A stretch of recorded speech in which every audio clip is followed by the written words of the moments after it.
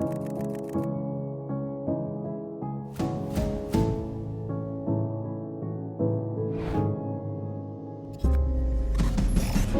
zone wasn't capped. There's no penalty, Sassy. Aside, and it's just you.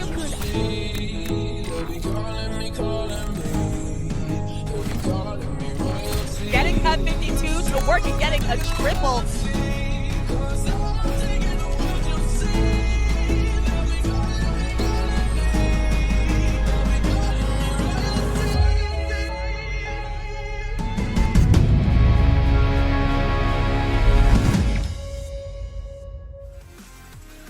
Hello everyone, welcome back to another episode of Splat World Series REWOUND, where we turn back the clock and take a look at some unstreamed sets you may have missed. I'm Frostix, and on my left is Rose of Battle.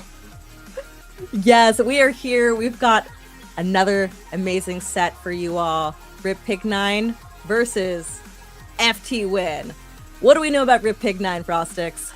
Alright, what does Rip Pig 9 bring to the table here? We've got Zenith, we've got Yoshell, we've got Datkid, and we've got Phoenix here. Zenith going to be on headed. We're going to maybe see the Splashdown Nautilus and also Tri-Slosher. Yoshell is going to be their backline here. We've seen them a lot on the pencil, but there's also, yeah, we're going to definitely see them a lot on the pencil. And Zenith, I think, is going to be bringing out Mini for this match. And we've also got Datkid. More than likely, we'll be seeing Datkid on a brush. And Phoenix, you already know we're going to be seeing the gal from Phoenix here. Really solid X powers from them across the board here. Yeah, I feel like these are players that we're all familiar with. Really, like this entire lobby's gonna be full of players that we know, we've seen many times before. They're all very good at the game.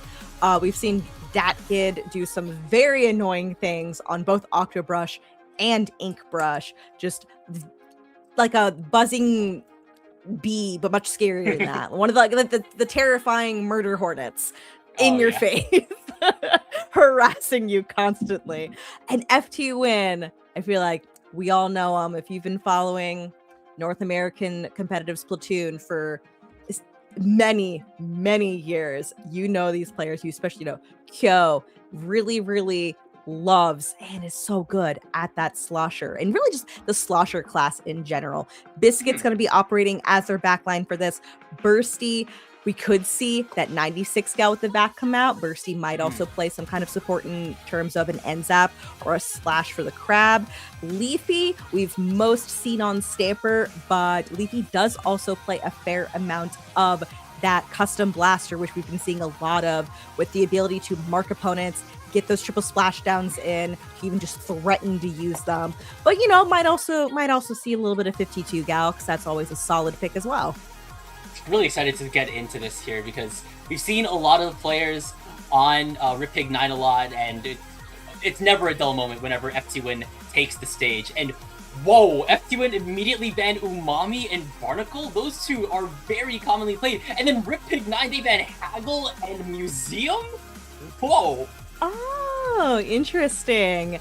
It's always interesting. We've seen just so many of these teams have been running a Charger as the backline that sometimes I'm like, that's a good Charger map though. And I'm like, but so it is for the other team as well. So sometimes we might want to focus on something else that we might be better at than them for our stage selects. So Undertow Spillway, gonna be starting up here as our random stage.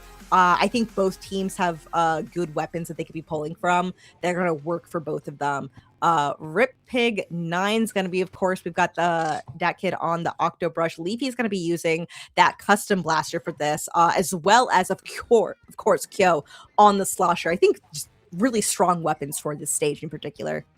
If I will say one thing right now, I think Datkid could be Datkid's like role as the aggressor could be a little bit hindered just because of the point sensor from Leafy here, and it'll keep them marked, and then it'll just have them marked. It's gonna allow FTWin to keep them just marked, and they'll have their position revealed. And then when you're a brush and you're kind of on those flank routes, it could be a little bit detrimental on your end. But here comes the vac from FTWin. Datkid's gone down. Leafy's charging forward here. They're not at their splashdown yet, and they're caught out of position. Phoenix is going to be able to take them down. Joe is staying forward a bit, and they're once again caught out of position by Zenith. Moving forward with this hammer, they're able to get rid of Leafy and live to tell the tale, getting rid of Bisque too. I think Rip Pig 9 have a hold in their hands. They do. Strong start. They have not lost control of this double zone just yet in this game. Already getting close to about 30 ticks remaining here. But we do have multiple specials online for FTWin. Going to help them with their retake here. Zenith still holding this down. The Mini can put out a lot of paint. Not only getting a lot of those hammers, but also getting a lot of paint here as well. I also wanted to point out that FTWin's running a double hammer comp. Which it seems to be working for them so far, but still, this is going to swap over to FTWin at this point. Leafy charging forward, can set up to really poke in this corner really well, able to get that shot in before the splash wall really deployed. And I would not be surprised if we're going to see Biscuit set up here in the opponent's glass, can really cover things for Kyo, while Kyo sharks. I mean, surely you got to suspect that Kyo's going to be there. Zenith's going to pull out that hammer. Turns her back to Kyo, but does not get punished for it just yet. Kyo is going to go down on a trade right now, but this has been ticking down for FTWin. They might be losing this shortly because that kid has got the attention all on them, but like we've seen with Zipcaster, sometimes just doesn't go your way. But you know what? You see that back, Frostix. Oh, yeah. That vac is able to get, I'm not sure if it got rid of 2, but it definitely did prove the numbers advantage further into FTWin's favor here. They're already entering the 20 threshold here. Kyo is a little bit far, and getting caught out by Phoenix here with strikes is definitely devastating. And they're able to get rid of Leafy as well. They are able to at least deal damage because FTWin are in the lead, but there's still so much more time for Pig9 to take this back here. They've got a lot of penalty 60 to go through, but with the amount of paint that we saw them pull out here, with Mini, with Pencil, with Gal, even with that kid up front here, they already have the potential to hold. Phoenix is on glass. They need to be watching Phoenix here. Forcing Kyo to jump out is really unfortunate here. They're delayed by a bit, but they're able to get rid of Phoenix finally. Zenith, I think they're just waiting for this hammer rose. Will it come out? Yes, it will. Will Zenith get this off? No! Bursty's able to get rid of them. I don't even know. That sometimes Vac giveth, the hammer giveth, and it taketh away. Now it's just really unfortunate. Just not even like protected by the pillow there, just getting taken out. Still going back and forth here. We've got everybody's alive here. We got a lot of specials online, especially for FTWin. Leafy gonna use theirs right now. Still getting a lot of pressure in. And it's really anybody's game at this point. You need to get those picks in, which FTWin is doing right now. They're in the lead. You don't need to go super, super crazy here. You can play these ledges like Kyo does. It's going to work so well on Undertow. Just count down the penalty points as you get them. Try to stall this. It's a double zone. Even if you lose one, that's okay. Just make sure you're holding on to the second one. Don't give up control of mid if you can help it. And I think FTWin has been doing that fairly well here. Sometimes you do need to jump out just to make sure that you stay alive. Kyo, you talk about, sometimes you get hero players. Sometimes Kyo gets called out for those sorts of plays. They don't end up working, but sometimes they really do. Yeah, for one, they held the zone for a little while longer with their strikes here, getting one of the zone, and then get rid of another as they continue their hold here. There's going to be 35 seconds left on the clock here, and Pig9 still has a lot of penalty. They need to probably get onto the zone here and definitely get rid of a player as well. Bursty maybe. Also Leafy here, but Bursty's able to stay alive to pop the back here. Zenith hammer's also coming out here, and here's the instance of the hammer giveth, getting rid of Leafy and Bursty here, and the one now Pig9 are in control here. They take 2 members down. That kid unfortunately going down, but they're just trying to hold it on for as long as they can because bros, they need to go into overtime and they need to make this overtime count because here comes the strikes from Kyo. Phoenix going down to Bursty here. Overtime has begun. Zenith has another hammer ready to go. The zone's into neutral. Zenith needs to touch this zone with the hammer, but their attention is divvied, and I don't think Pig9 was able to hold that all the way through overtime. No, that is gonna get capped by FTWin by the end. They're gonna get that first game win, and really a game that felt like it was very back and forth for a lot of that. It was hard to really know at first who's going to emerge victorious in these scuffles. Zenith got this play in particular was beautiful to see, and then following it up with the rest of the aggression from the team really helped set them up for some strong pushes. But in the end, it was FTWin who emerged victorious because they were able to play to their outs and their win conditions better. Also want to correct myself. When I said there was a double vac, my brain went back all the way into Splatoon 2. It was like, yeah, the double hammer. It was like, yeah, there's a, the Octobrush's hammer. We haven't had Octobrush hasn't been a thing in Splatoon 3. Not that one. Yeah, I mean, Zenith made the hammer work. Just truly here, because like, it's risky. It's a gamble whenever you're bringing out the hammer, especially when like you're going in with the charge here. You already said it once. Hammer giveth, hammer taketh away here, and you have to be really confident in whatever you're going in. So now FTWin has banned Brine Water and Crab Leg, and RipPig9 have selected Ramen for game number 2. Not our first rodeo, but it's picked commonly for a reason. It is. You know what? I could see Dat Kid having a blast on this stage for sure. Kyo might also as well on, I assume, on the slosher. We're gonna see coming in here. We've got still that blaster in Leafy's hands. I think both teams have things they want to play, but Zenith's definitely, you know what I need more love for this particular mini kit, because Toxic Mist and Bubble, it can be so obnoxious for holding areas. That does seem to be probably the plan with this. You missed those corners, you put the bubbles down, and it's going to be obnoxious to get through. It's not going to work through for this time, but it could end up working in a future play.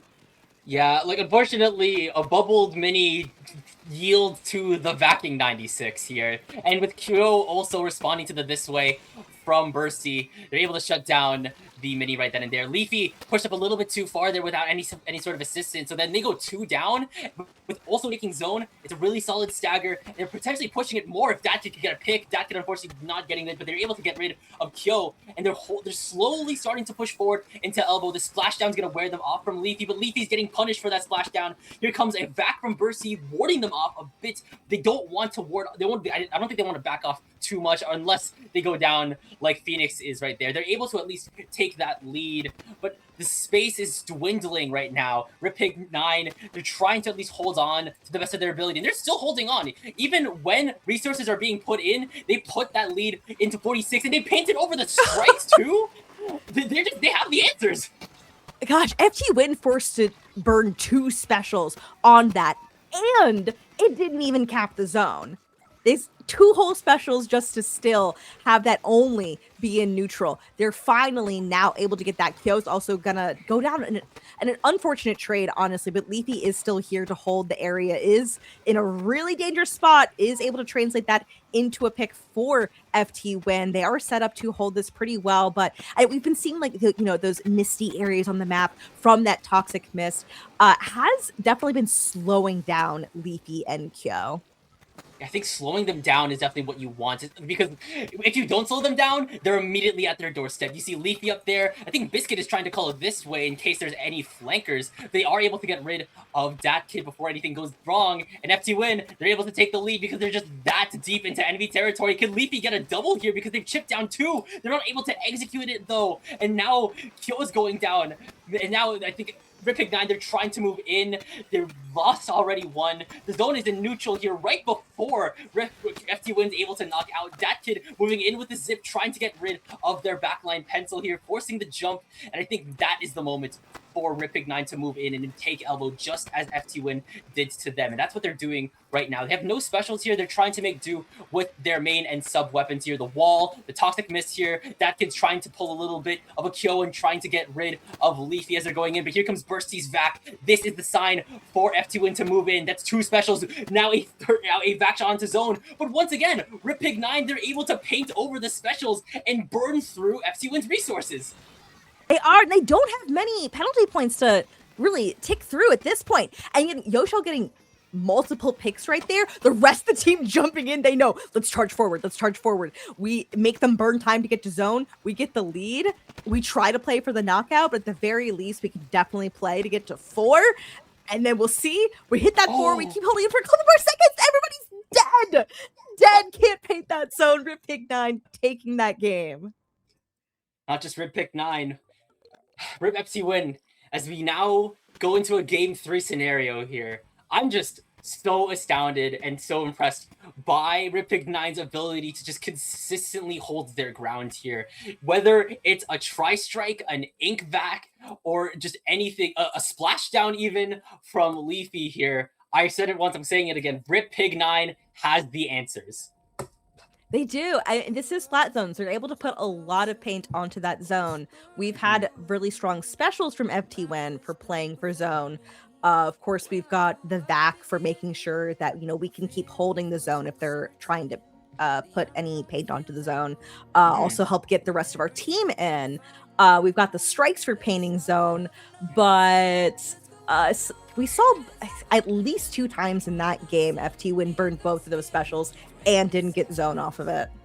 I think there's just so much paint that can come out from Ripig9's main weapons. You have the mini, you have the pencil, and you even have the gal here. It still has a lot of good paint alongside its ability to just pressure so much picks. And now we've seen the next 2 map bans being Shipshape and Mako Mart. And now it's FTWin to potentially close this out here. What will they pick to potentially stop it? They are going to Mahi Mahi. Mahi Mahi. I mean, you have Leafy. Leafy's going to still be playing that blaster. Got kill on the slosher. AoE can be very, very nice around the ledges on this one. Oh, yeah. It really is. It's like, especially once the water level drops here, you can just guard those ledges with a blaster, with a slosher here. Not even a blaster, with a sword too, as Leafy has unsheathed their blade and is ready to rip. So this last game is for all the marbles, and it decides who gets seated a little bit higher after Swiss. And DatKid going down off rip, that's not just DatKid, but Yoshell too. That's your front line and your pencil. That's really unfortunate here, because now I think it's going to allow FTWin to take a lot more space and probably just clear that initial 60-point threshold to get the water level dropping. Yeah, sometimes I will just be like, you know what, the other team can get us to 60, it's fine. I would love more room to work with. They can get to 60. It's all cool. But obviously, you want to make sure that you're holding the space there. Bursty is going to use this crab, start poking in with it. That pick is going to be on to DatKid. Leafy is using Zipcaster of their own, able to get a pick off of that. That is going to swap back to FTWin. They are set up very, very well to control the space here. The question is, how far do we want to go in? And Bursty, unfortunately, got to take a little bit of a dip, not able to go very far at all, except into the water.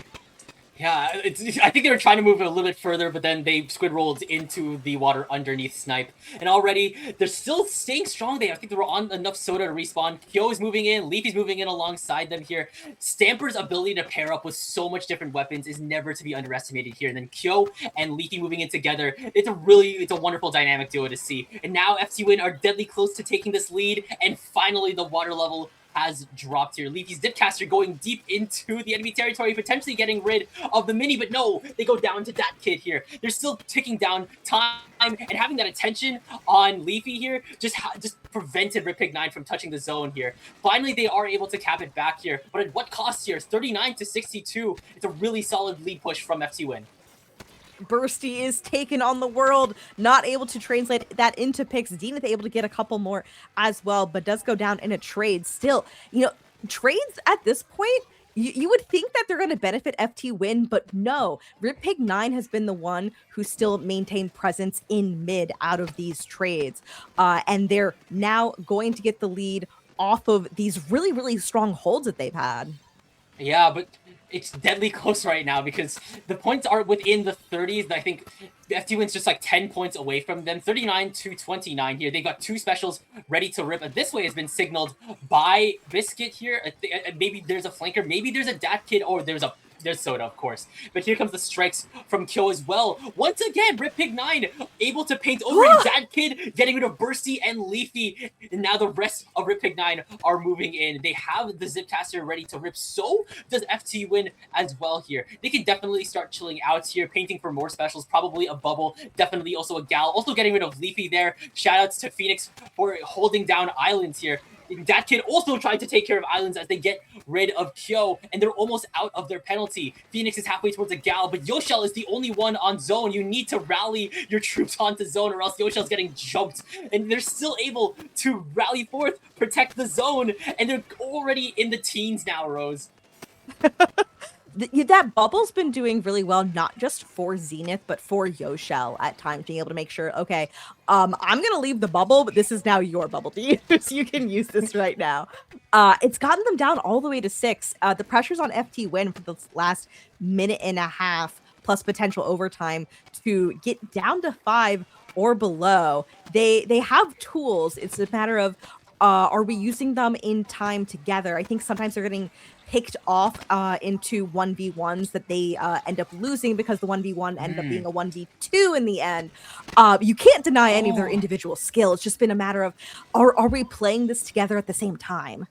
Yeah, I think FTWin was just a little bit scattered here. Like, there was a moment where they could all probably move in, touch that zone, but then I think they just were a little bit too focused on their individual duels then, and then they also lost those individual duels. That's really unfortunate for FTWin, because now there's less than 50 seconds left on the clock here, and you're pushed back all the way deep in your own spawn here. Leafy's going down here, Bursty's going down here, Kyo still has your strikes here, but you need to be really more coordinated with these pushes moving forward here. Here come the strikes, and unfortunately, Bursty's gone down. There's no crab there. That kid's gone down, but it's only Kyo left. And Kyo cannot paint that zone on their own. And with Mahi Mahi painted in yellow, Rip Pig 9 take the set. FTWin losing on the stage that they picked. We could see why they picked it. It just things didn't quite gel there, especially in the second half of that. Saw some strong plays, some strong individual plays. Sometimes, though, I think it's a team game. Sometimes it really is just which team played more cohesively, and usually that is the team that ends up on top for that set. Yeah, I think when it really mattered, Rip Pig 9, they stuck together like glue on that zone here. Whenever FTWin was pushing everything they could, Rip Pig 9 stood valiant and stalwart here. You had their bubbles ready to go. You had that kid ready to go in case someone was trying to drop off. You had Yoshell still providing the paints here. They were probably already having their cooler ready to go here. Of course, Phoenix still holding down the line. Gal's oppression is never to be underestimated here. You always need to be taking those 2v1s or even a 3v1s against a Gal. So Rip Pig 9, they take that set. They take a little bit more of those points moving into the next rounds of Swiss. But there's still a whole lot more Splat World Series Rewound coming up. So stay tuned for more updates on the IPL YouTube channel, and we'll see you later.